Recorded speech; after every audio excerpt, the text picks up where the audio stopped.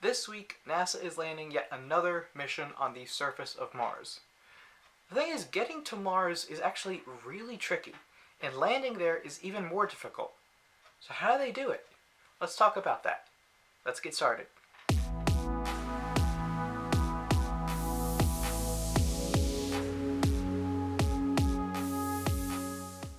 NASA has been exploring Mars for over 50 years.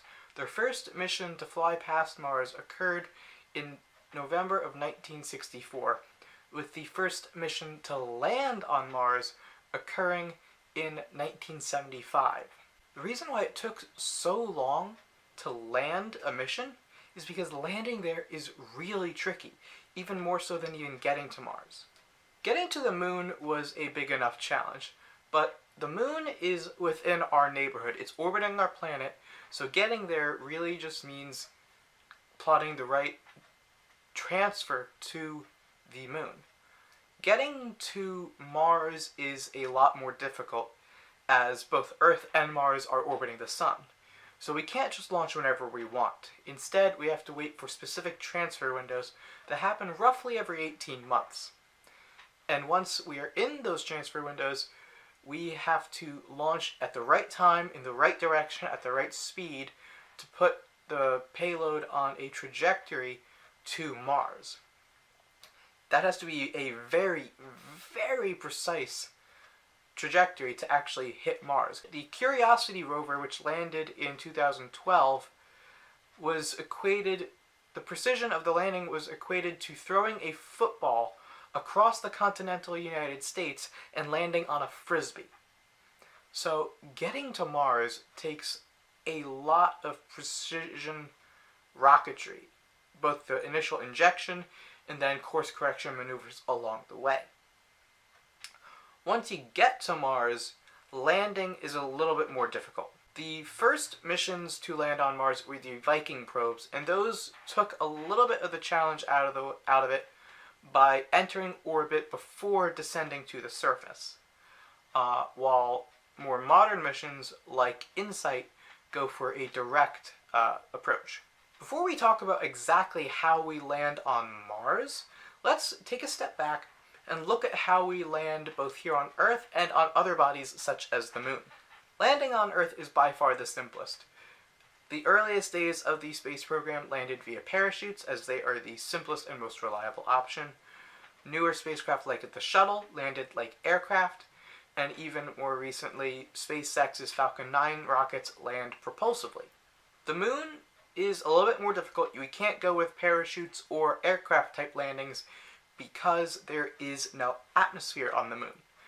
So the only solution there is propulsive landings. There, you come in at a very high speed and you just fire up your motor and slow down until you touch down. Mars is tricky because it has an atmosphere, but its atmosphere is incredibly thin. So you can't go for a Apollo type approach because you can't come screaming into the atmosphere. You'll immediately burn up and you'll have a bad day. But at the same time, a parachute isn't enough because the atmosphere is so thin. The atmosphere of Mars has been described as being thick enough that you have to deal with it, but thin enough that it won't slow you down. Most Mars missions that land on the surface all follow the same basic approach. First, you have to come down from either orbital or interplanetary velocities using a heat shield. The atmosphere is there, you might as well use it. That heat shield allows you to dissipate the energy of the initial insertion, the initial descent, and then your aeroshell allows you to use what atmosphere is there to slow down a good part of the way. But that's still not enough. You're still traveling multiple times the speed of sound because the atmosphere is so thin, it really doesn't want to slow you down. Next up, we have a parachute. Like I said, a parachute isn't quite enough, but it will still slow you down.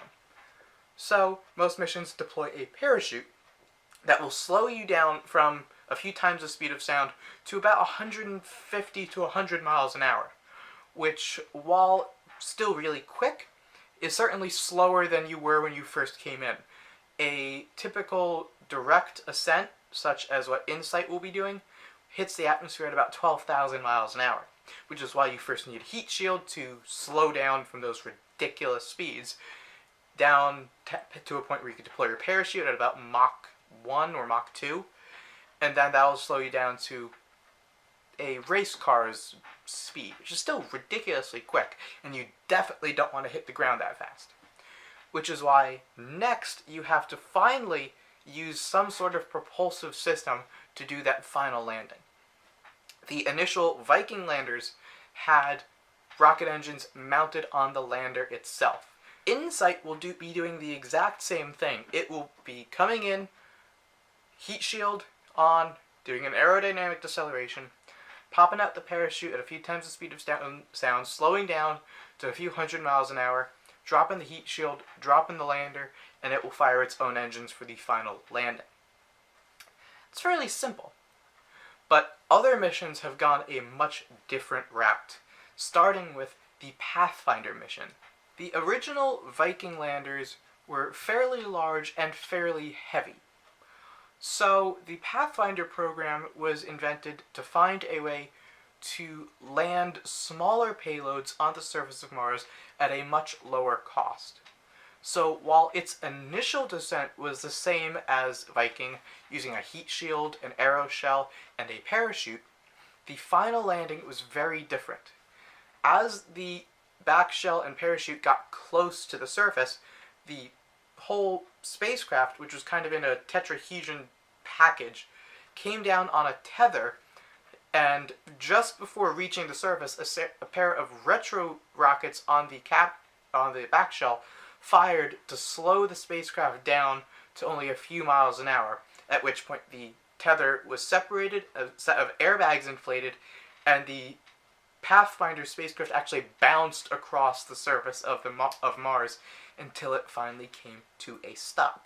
This same landing technique was then reused for the Spirit and Opportunity rovers back in 2004. While those rovers landed really well and survived bouncing across the surface of Mars, the landing profile meant that you could not target a specific spot because you had no way of knowing how far you would bounce and in what direction. That is why the Curiosity rover, the largest payload we have landed on Mars so far, used a sky crane method. Again, it came in like any other mission, with a heat shield on the front, coming in from interplanetary velocities around 12,000 miles an hour, hits the atmosphere, heat shield protects it from the multi-thousand degree entry heat, parachute pops out at a few times the speed of sound, slows you down even further, you drop the heat shield, and then finally the spacecraft drops away from the back shell. The sky crane, as it was called, had a set of rocket motors which would then fire to slow down the spacecraft even more, and then it would go into a hover just above the surface of Mars, drop the rover down on a set of cables, and slowly set it down on the surface before flying away. This is by far a bit more of a crazy method.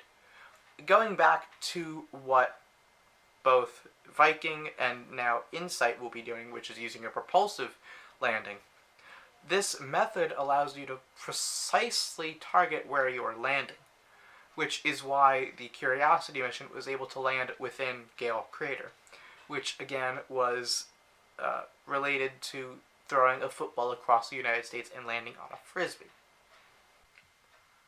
Looking into the future, there are different ways of landing on Mars. For example, SpaceX's BFR rocket will be not using any sort of parachute system at all. The BFR system instead would be using aerodynamics the whole way. It would come down through the atmosphere with its heat shield and use its own drag to slow down, and then finally use a propulsive system. The BFR spacecraft is large enough that a parachute really isn't needed. The spacecraft alone already produces a lot of drag, and then it has a really powerful engine which can easily provide enough control authority and thrust to perform a successful propulsive landing. The further advantage to SpaceX's BFR method is you can then refuel the rocket on Mars, launch it again, and fly it back to Earth and land it the exact same way. So to recap, the current method of landing on Mars is kind of a combination of the methods used here on Earth. First, you use a heat shield and your own back shell and aeroshell aerodynamics to slow down from your either interplanetary or orbital velocity. Next, you use a parachute to slow down even more to a few hundred miles an hour. And then lastly, you use some sort of propulsive system to slow down from that last 100 miles an hour or so down to 5 miles an hour or slower. With that, I want to thank you guys for watching. If everything goes according to plan, this video will be published on Thanksgiving, so I want to wish everyone a happy Thanksgiving. If you are spending it with family, I hope you have a good time. If not, I hope you still enjoy your holiday and enjoy some nice good turkey. If this is your first time watching a video on my channel, I want to invite you to stick around. Check out a few other videos on my channel. If you like what you see, go hit that subscribe button. I have a lot more coming in the future.